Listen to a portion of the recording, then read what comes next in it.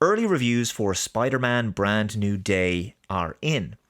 And although it is easy and understandable to dismiss critic reviews at an early stage, this time there does seem to be much more closer alignment between mainstream critics and independent critics. For example, Alan and Chris over at Film Threat both liked the film. They gave an early reaction, and they said that it has some of the best action sequences that they've seen from any MCU film in quite a while, although they did criticize the film for feeling like two different films in one, as in they felt that about halfway through, the film kind of became a second movie. And so something changes in the plot after some reveal, and I'm curious as to what they meant by that. I think I have an idea from what we know about the main antagonist, but regardless, they both still really enjoyed the film and felt like it was strong overall. Now, what I want to talk about in this film is just how big Spider-Man Brand New Day is going to be, because I think it's going to be another juggernaut. It's going to be enormous. Box office predictions are extremely high for Spider-Man Brand New Day. Let's take a look now at this article from Forbes. It's linked below if you want to read it in full. Spider-Man Brand New Day tracking to have biggest opening of 2026. Yes, way bigger than even the massive The Odyssey by Christopher Nolan.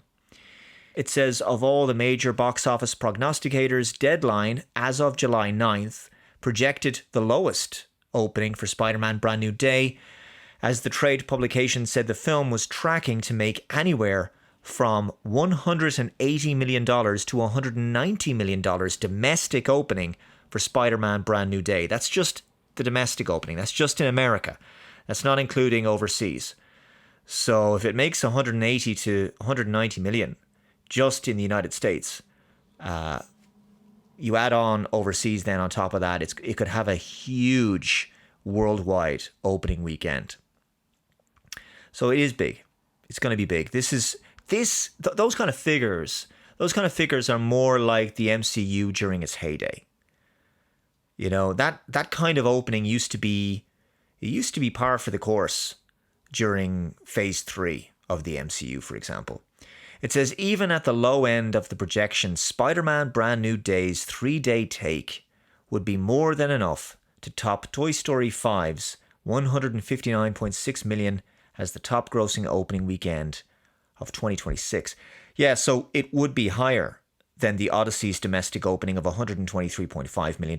And yes, it would be higher than Toy Story 5's $159.6 million. And one wonders if Avengers Doomsday will have the ability to even match that. I'm still of the belief that Spider-Man Brand New Day is going to be the stronger of the two films. And because its budget is a little bit lower than Doomsday, I think Spider-Man Brand New Day has a better chance of breaking even and making a profit. But especially when you consider that Doomsday is also going to have what's likely going to be heavy competition in December with Dune Part 3. For Spider-Man films, they usually are stronger than the average MCU movie these days, and I think that's also got something to do with Sony's influence. But regardless, Marvel, they have failed to build the momentum that Doomsday should have had, that Doomsday needs. And of course, they had 3 box office flops last year with, Thunderbolts and Captain America Brave New World. And of course, Fantastic Four First Steps failed to make the big impact they hoped for.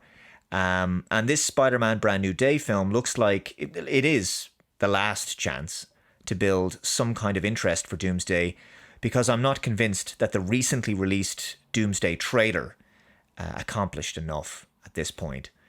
So yeah, it's looking like Spider-Man Brand New Day is going to be the big one for this summer. Also, and this is another thing that's worth pointing out, and I've mentioned this before in another video, is that the story for Spider-Man Brand New Day is a standalone story. It's a self-contained, character-driven story. And I've seen other out-of-theatre reactions that have said that it's quite an emotional story for the character of Peter Parker.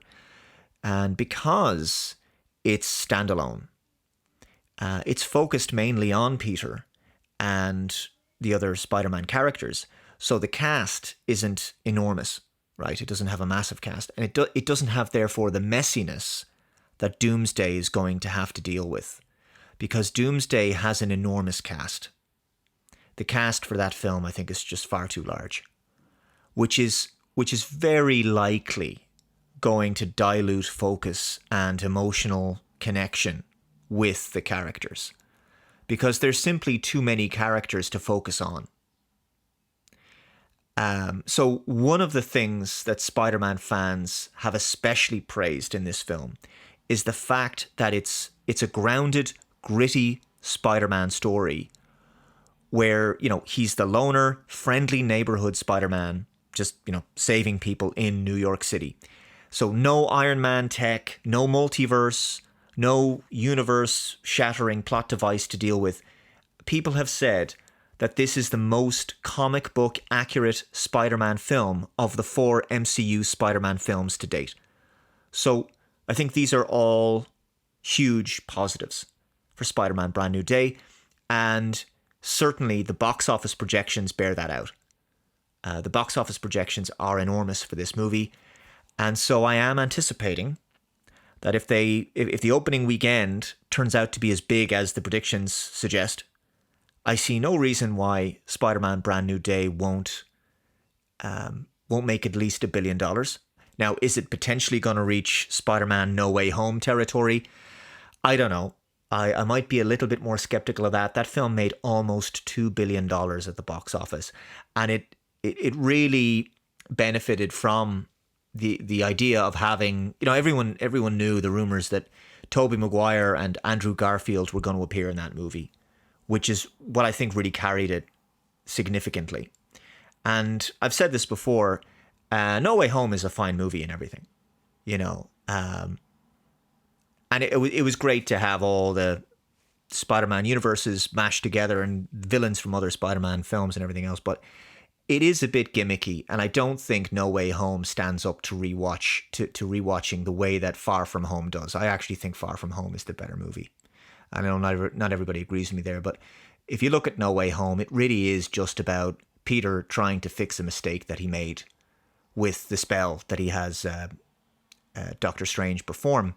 And so he's just trying to fix these bad guys and send them back to their universe and that sort of thing. And whereas this film, I think it has the potential to be a stronger personal story for him, for his character.